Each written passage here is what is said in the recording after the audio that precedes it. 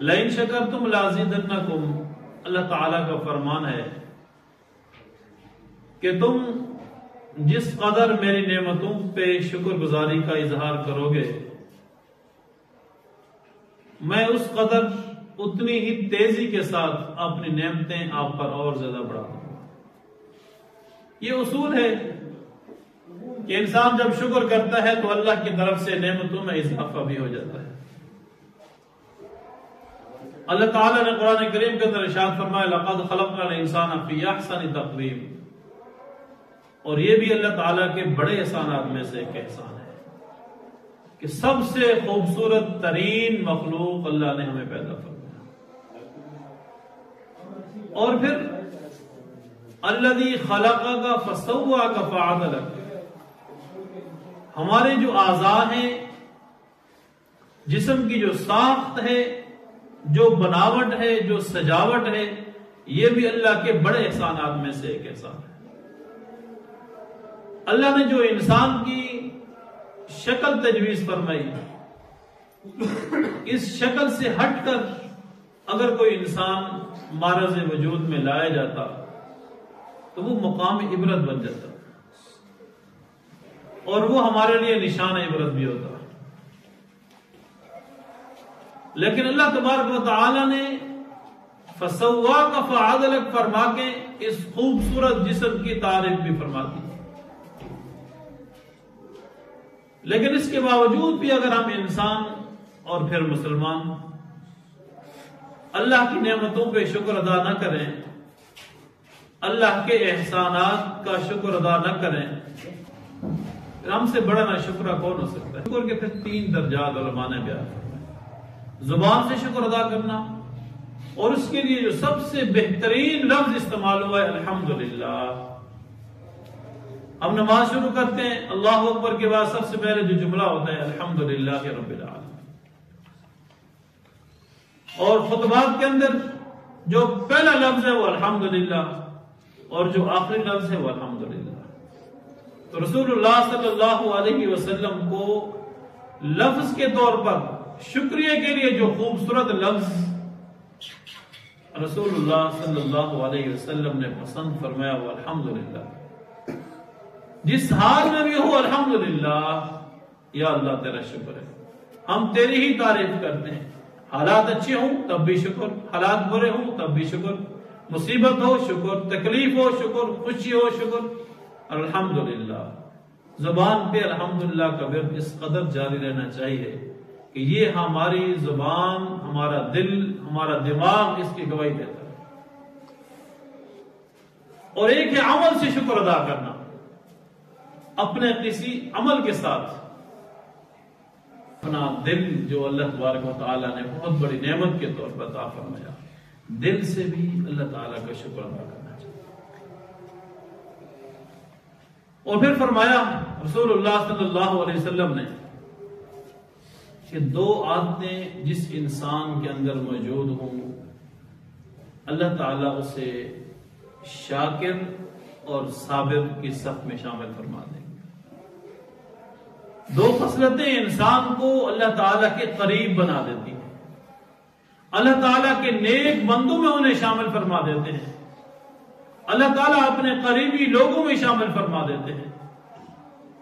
کہ جب کسی دیندار آدمی کو دیکھے، دین کے اعتبار سے اپنے سے زیادہ مرتبے والے کو دیکھے کہ یہ دین میں زیادہ ہے، نیکی میں مجھ سے زیادہ ہے، نیک اعمال میں مجھ سے زیادہ ہے، اچھے کام میں مجھ سے زیادہ ہے، تو وہ اس کی اقتدا کرے، فقتدا، اس کے پیچھے چلنے کی کوشش کرے، اس کے برابر چلنے کی کوشش کرے کہ میں بھی ایسا بن جاؤں کہ 5 وقت نماز پڑھنے والا، باجماعت ادا کرنے والا، نیکی کی طرف رغبت کرنے والا، رغبت دلانے والا، سبقت کرنے والا نیکی میں، خیر کے کام میں آگے بڑھنے والا، تہجد کی ادائیگی، نوافل کی ادائیگی، قرآن کریم کی تلاوت کی ادائیگی، یہ ایک دل کے اندر ایک طمع پیدا ہو جائے، خواہش پیدا ہو جائے، یہ انسان نیکی مجھ سے زیادہ ہے، میں اپنی کوشش سے، اپنی طاقت سے، اللہ تعالیٰ کی توفیق سے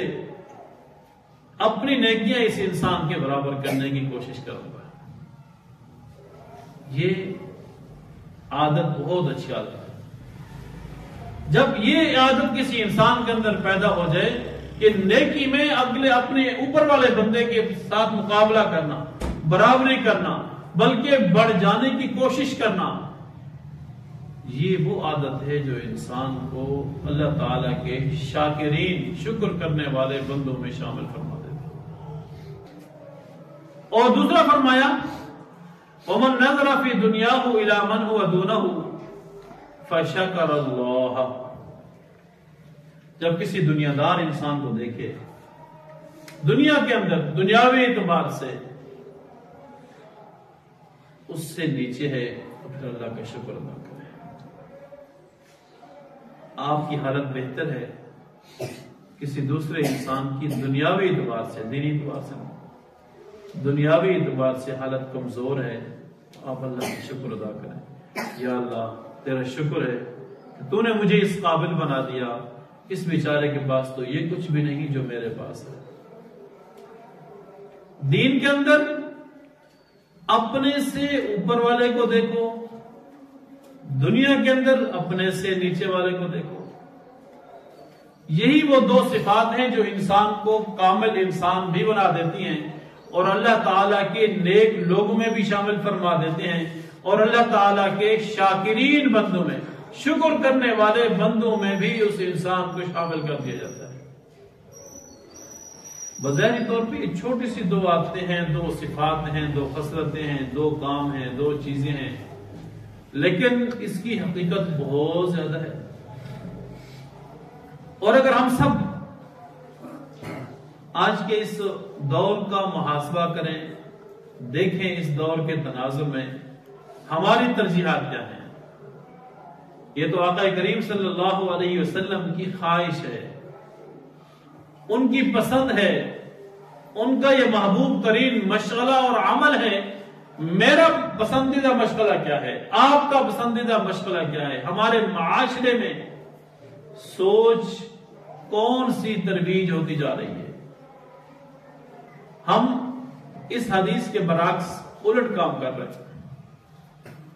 ہم دین کے اندر اپنے سے بہت نیچے والے کو دیکھتے ہیں. ایک آدمی 5 وقت نماز پڑھ رہا ہے، ہم اس کو نہیں دیکھیں. جو ہفتے میں یا مہینے میں ایک آدھ جمعہ پڑھ لیتا ہے، ہماری نظر اس پر ہوتی ہے کہ وہ اگر بخشا جائے گا تو میں بھی بخشا جاؤں گا. یہ ہم اللہ تعالیٰ کے رحمت کے ساتھ امید ہونی چاہیے، اچھی امید ہونی چاہیے اللہ تعالیٰ کی رحمت سے. انسان گناہگار ہے لیکن اللہ کی رحمت سے نا امید نہ ہو، مایوس نہ ہو، یہ بھی کفر ہے. لیکن اپنا عقیدہ بنا لینا کہ وہ مہینے میں ایک نماز پڑھنے والا یا سال میں ایک عید کی نماز پڑھنے والا اگر اس کی بخشش ہو جائے گی، میں تو پھر بھی ہفتے کے بعد ایک جمعہ تو پڑھ لیتا ہوں تو میری بھی ہو جائے گی. رمضان المبارک آیا، ایک آدمی پورے روزے رکھ رہا ہے، 30 کے 30 یا 29، اور دوسرا آدمی مہینے میں 2-4 روزے رکھ لیتا ہے اور اس کے مقابلے میں کوئی روزے رکھتا ہی نہیں ہے. تو نہ رکھنے والا یہ کہے کہ اس نے بھی 2-3 روزے رکھے ہیں، اگر اس کی اللہ مغفرت کرے گا تو میں بھی 3 دن اس سے پیچھے ہوں، اللہ مجھے بھی معاف کر دے. ہماری نظر اس 29 اور 30 روزے رکھنے والے کی طرف نہیں جائے گی، ہماری نظر مکمل تراویح پڑھنے کی والے کی طرف نہیں جائے گی، مکمل قرآن پڑھنے والے کی طرف نہیں جائے گی. نماز کی ادائیگی جماعت کے ساتھ کرنے والا یہ سوچے کہ میں گھر میں نماز پڑھ رہا ہوں، نماز تو یہ بھی نماز ہے، نماز مسجد والی بھی نماز ہے، تو اگر مسجد میں نماز پڑھنے والا اللہ کا مقبول بندہ ہو سکتا ہے تو میں بھی تو ہو سکتا ہوں. یہ نہیں سوچیں گے وہ جماعت کے ساتھ نماز پڑھ رہا ہے، اس کا 27 نمازوں کا اسے ثواب ہے، وہ مجھ سے 26 نمازیں آگے بڑھ چکا ہے. اس نے نماز ایک پڑھی، ثواب 27 کا ملا، میں نے ایک نماز پڑھی اور ثواب بھی ایک کا ملا. یہ فضیلت ہمارے ذہن میں نہیں آتی. ہم دین کے اندر اپنے سے نیچے والے کو ڈھونڈنے کی کوشش کرتے ہیں، سب سے کم ترین آدمی کون ہے، پھر اس کے ساتھ اپنے دل کو مطمئن کرنے کی کوشش کرتے ہیں کہ تو نہیں، تجھ سے بھی کئی گئے گزرے ہیں، اگر وہ نکل گیا تو بھی نکل جائے گا. اور دنیا کے اندر اپنے سے بہت اونچے کو ڈھونڈنے کی کوشش کرتے ہیں. بہت اونچے. کیا کہتے ہیں, میرے پاس اگر 1000 کا نوٹ ہے تو میری سوچ ہوگی 1,00,000 والے کی طرف, میری اس طرف نظر ہوگی کہ میرے پاس 1,00,000 کب جمع ہوگا. اگر میرے پاس 1,00,000 ہے تو میری سوچ ہوگی 1 کروڑ روپے جمع کرنے کی. یہ نہیں سوچوں گا کہ میرے پاس 1,000 تو ہے, کتنے لوگ ہیں جو اس سے بھی محروم ہیں. میرا گھر ہے اگرچہ کرایہ کا ہے, کتنے ہیں جو کرایہ والے گھروں سے بھی محروم ہیں. میرا گھر ہے اگرچہ کچا ہی ہے, لیکن کتنے لوگ ہیں جن کے پاس کچے مکان بھی نہیں ہیں, جو جھونپڑیوں میں زندگی گزار رہے ہیں, شاپروں میں بسیرا کر رہے ہیں. اس طرف میری کبھی بھی نظر نہیں جائے گی. میری نظر جائے گی بڑے بڑے گھروں والوں کی طرف, بڑی گاڑیوں والے کی طرف. دیکھیں اس کو اللہ نے اتنی بڑی گاڑی دے دی, مجھے ابھی تک سائیکل اور موٹر سائیکل دیا. یہ نہیں سوچوں گا کتنے لاکھوں کروڑوں لوگوں سے میری زندگی بہتر ہے کہ میرے پاس سائیکل موٹر سائیکل ہے, اور کتنے لوگ ہیں جو اس نعمت سے بھی محروم ہیں. کبھی بھی میری سوچ نہیں جائے گی. ہمیشہ سائیکل والا موٹر سائیکل کی خواہش رکھے گا, موٹر سائیکل والا گاڑی. یہ ہے کہ امید رکھنا اللہ سے وہ ایک الگ بات ہے. ایک ہے دل کی تمنا, دل کی خواہش, موازنہ, مقابلہ, اور اس کی طرف بڑھنے کی کوشش کرنا, سبقت کی کوشش کرنا. دنیا کے اندر یہی خواہش ہوتی ہے کہ میں آگے بڑھنے کی کوشش کروں. اور پھر ہوتا کیا ہے جب یہ دونوں چیزیں ہمارے اندر پیدا نہیں ہوتی. بڑے دین کے مقابلے میں اپنے سے اونچے بندے کا مقابلہ, اور دنیا کے حساب میں, دنیا کے اعتبار سے اپنے چھوٹے بندے کی طرف دیکھنا. جب یہ دونوں چیزیں انسان کے اندر پیدا نہیں ہوتی, پھر ہوتا کیا ہے, جب دنیا کے اندر انسان اپنی خواہش کے مطابق, اپنی سوچ, اپنی فکر کے مطابق زندگی نہیں گزار سکتا, تو وہ ذہنی طور پر, دماغی طور پر, دلی طور پر پریشانی کے شکار ہو جاتا ہے. میرے پاس ابھی تک اتنا بڑا پلاٹ نہیں ہے, میرے پاس ابھی تک اتنا بڑا گھر نہیں ہے. وہی چھوٹے گھر میں 10 سال پہلے بھی تھا, 20 سال پہلے بھی تھا, آج بھی اسی گھر میں. اسے سکون ختم ہو جاتا ہے, زندگی اجیرن بن جاتی ہے. وہ بیچارہ لا علمی کے اندر اپنی زندگی کا سکون تباہ کر چکا ہوتا ہے. کس خواہش میں؟ اور آج کل نوجوانوں کی خواہش موبائل کی خواہش ہے. میرے پاس فلاں کمپنی کا موبائل, فلاں ماڈل کا, فلاں GB ریم شیم, اس چیز کا ہونا چاہیے. یہ نوجوانوں کے اندر خواہش ہے. یہ نوکری کرتے ہیں, کہتے ہیں پہلی تنخواہ ملے گی یہ لوں گا, دوسری تنخواہ ملے گی یہ لوں گا. وہ موبائل ہی ہوتے ہیں جو انسان کو آگے بڑھانے کی کوشش کرتے ہیں. پھر ہوتا کیا ہے, اگر وہ ہماری خواہش پوری نہ ہو, وہ نہیں ہوتی. یہ یقین ہے کہ یہ دنیا کی خواہش کبھی پوری نہیں ہوتی, کیونکہ دل بھرتا نہیں ہے. آج اگر آپ 1,00,000 روپے کا بھی موبائل لے لیں, مہینے کے بعد اس سے دل بھر جائے گا آپ کا. آپ کی خواہش 1.5 لاکھ والے کی طرف جائے گی. اگر آج آپ 3 لاکھ کا بھی لے لیں, 1.5-2 مہینے کے بعد آپ کی خواہش 4 لاکھ والے کی طرف جائے گی. خواہش نہیں بھرتی. یہ وہ اندھا کنواں ہے خواہشات کا, طمع کا, یہ کبھی نہیں بھرتا, کبھی بھی نہیں بھرا جاتا یہ, اور یہ آگے بڑھتا ہے. دنیا آپ سے آگے, آپ کو پیچھے لٹکانے کی کوشش کرے گی. جب بھی ہم دنیا کے پیچھے بھاگیں گے, دنیا ہمیں پکڑا ہی نہیں دے گی. اور جب دین کی طرف جائیں گے تو وہ ہمیں آسانی سے مل بھی جائے گا.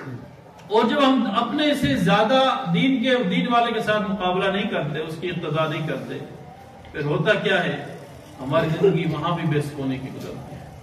کبھی نماز پڑھی, کبھی نہ پڑھی, کبھی جماعت سے, کبھی گھر میں, کبھی چھوڑ دیا, کبھی فرض ادا کر لیے, سنت چھوڑ دیے, کبھی سنت پڑھ لیے, نفل چھوڑ دیے.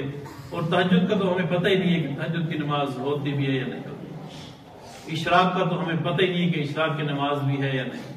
چاشت کا تو میرے خیال میں 100 میں سے کوئی ایک آدمی جانتا ہوگا کہ چاشت کی نماز بھی ہوتی ہے. وہ بھی ایک نماز ہے جسے چاشت کی نماز ہے. افسوس ہے, فرائض بھی ختم, نوافل تو بالکل ہماری زندگی سے ختم ہوتے جا رہے ہیں. اور اب اندازہ لگائیں سارے لوگ کہ جس قدر ہم دین سے جتنا دور ہو رہے ہیں, ہم تو اپنے آپ کو کہہ رہے ہیں کہ ہم مصروف ہیں, اس لیے فرائض ہی پہ گزارا کرتے ہیں. ہم اپنے آپ کو یوں مطمئن کرتے ہیں, میں فرض پڑھ لیتا ہوں کیونکہ میں نے نوکری پہ جانا ہوتا ہے, رزق حلال کمانے کے لیے, اپنے بچوں کے پیٹ پالنے کے لیے, میں تو بس فرض پڑھ لیتا ہوں.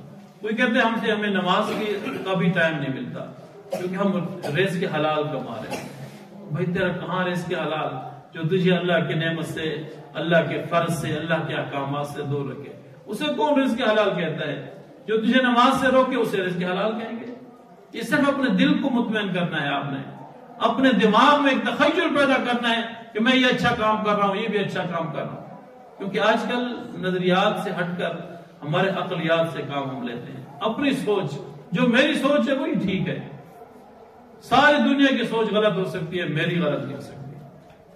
آج ہمارا نظریہ یہ ہے، تو پھر نہ دین کے ہم قابل رہتے ہیں، نہ دنیا بھی ہمیں نہیں ملتی، اور دین کو بھی ہم اپنے سے بہت دور کر چکے ہوتے ہیں، اور پھر یوں جوانی بھی ختم ہو جاتی ہے، بڑھاپا آ جاتا ہے، کمزوریاں آ جاتی ہیں، پھر اللہ تعالی ہم سے عبادت کی نعمت بھی چھین لیتا ہے۔ کتنے لوگ ہیں جن کو بڑھاپے میں اللہ نے سجدے کی نعمت سے محروم رکھا ہو، کوئی بیچارہ بیمار ہے، کوئی کس مرض میں مبتلا ہے، اسے سجدہ نہیں ہوتا، کوئی کرسی میں بیٹھ کے نماز پڑھ رہا ہے، کوئی بیچارہ ویسے بیٹھ کے نماز پڑھ رہا ہے۔ تو عبادت کا جو مزہ جوانی میں ہے وہ بڑھاپے میں نہیں ہے، اور اس جوانی کو ہم کس میں بنوا دیتے ہیں؟ او جی میں نے بس میرا جو ٹاسک ہے نا یہ حاصل کرنا ہے، اب میری جو اگلی سوچ ہے نا یہ والا پلاٹ میں نے لینا ہے، یہ والی گاڑی لینی ہے، یہ والا گھر لینا ہے، بس یہ میری سوچ ہے۔ یوں زندگی گزر جاتی ہے، سوچ کی تکمیل نہیں ہوتی۔ اس لیے بہتر یہ ہے ہم اپنے آپ کو شکر گزار بندوں میں شامل کریں، اللہ کا شکر کریں۔ یا اللہ تو نے مجھے جس حال میں بھی رکھا تیرا شکر ہے، جس حالت کے اندر تو نے مجھے رکھا تیرا شکر ہے۔ وَإِن تَعُدُّوا نِعْمَتَ اللَّهِ لَا تُحْصُوهَا، اللہ تعالیٰ فرماتے ہیں تم میری نعمتوں کو گنو تو صحیح، تم گن نہیں سکتے ہو، شمار نہیں کر سکتے۔ کتنی نعمتیں اللہ نے مجھے اور آپ کو دی۔ ہمارا اعضاء ہے، ہمارا جسم ہے، ایک انگلی بھی خدا نخواستہ اگر کسی کی ٹوٹ جائے پھر دوبارہ بنانے پہ خرچہ کتنا آتا ہے، تکلیف کتنی ہوتی ہے، لیکن اس کے باوجود بھی وہ انگلی برابر اس حالت میں واپس نہیں آتی۔ ایک ناخن بھی کٹ جائے تو ڈاکٹر کتنی محنت سے وہ اگر ناخن بنانے کی بھی کوشش کریں تو وہ چیز نہیں بن سکتی۔ ہم شکر نہیں کرتے، اللہ نے بغیر کسی تکلیف کے، مشقت کے، کسی اجرت کے، بغیر کسی معاوضے کے ٹھیک ٹھاک انسان ہمیں بنا، پھر بھی ہم شکر نہیں کرتے۔ اللہ تعالیٰ نے 5 قسمیں اٹھائی، وَالْعَادِيَاتِ ضَبْحًا فَالْمُورِيَاتِ قَدْحًا فَالْمُغِيرَاتِ صُبْحًا فَأَثَرْنَ بِهِ نَقْعًا فَوَسَطْنَ بِهِ جَمْعًا۔ 5 قسمیں اٹھائی، اس کے بعد کہا کیا؟ عام طور پر انسان قسم اٹھاتا ہے کسی کو یقین دلانے کے لیے، 1 قسم 2 قسم 5 قسمیں اٹھائی، اس کے بعد کیا کہا؟ ان الانسان لربہ لکنود۔ اللہ نے کہا انسان ناشکر ہے، انسان شکر ادا نہیں کرتا۔ انسان کی ناشکری اس قدر آیا ہے کہ اسے جس قدر بھی دولت ملے، آپ جا کر بڑی سے بڑی دولت والے سے پوچھ لیں، وہ کہے گا مجھے سکون نہیں ہے، میں ابھی اپنے اس ٹارگٹ پہ نہیں پہنچ سکا جس پہ میں نے جانا تھا۔ تو اللہ کے بندے تو نے کس منزل کی طرف جانا ہے؟ تیرا پیٹ، خواہشات کا جو پیٹ ہے یہ کیوں نہیں بھرتا؟ تیری خواہشات کب ختم ہوں گی؟ انسان کی خواہش ختم نہیں ہوگی۔ تو کوشش کریں اپنے آپ کو اللہ کے نیک بندوں میں، اللہ کے شکر گزار بندوں میں شامل کرنے کی۔ اللہ اور شکر کا علماء فرماتے ہیں کہ بہترین یہ ہے انسان شکر گزار بندہ اس صورت میں بنتا ہے کہ اپنے محسن کا تذکرہ کرتا رہے۔ اللہ تعالیٰ ہمارا محسن ہے، سب سے بڑا۔ انسان بھی محسن ہوتے ہیں ایک دوسرے کے، لیکن جو سب سے بڑے محسن ہے، جس نے ہمیں انسان بنایا، مسلمان بنایا، اس کا تذکرہ آپ کرتے رہے۔ جب آپ کسی محسن کا تذکرہ کرتے رہتے ہیں وہ خوش ہوتا ہے۔ اور پھر یہ کہ اپنے محسن کے آگے عاجزی اختیار کی جائے۔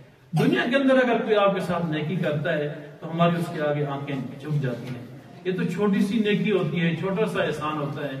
جو اتنا بڑا محسن ہے، اس نے کتنی بڑی ہمارے ساتھ احسان والا کام کیا، اس کے آگے سر جھکا دینا چاہیے، عاجزی اختیار کرنی چاہیے، اس سے ڈر ڈر کے زندگی گزارنی چاہیے۔ اور پھر جو انسان آپ کو کوئی تعاون کرتا ہے، آپ کوشش کرتے ہیں اس کے دشمن سے دور رہنے کی۔ اگر آپ کی اس کے دشمن سے کوئی تعلق ہے بھی صحیح تو اس کے سامنے ظاہر نہیں کرتے کہ اس دشمن جو آپ کا دشمن ہے وہ میرا دوست ہے۔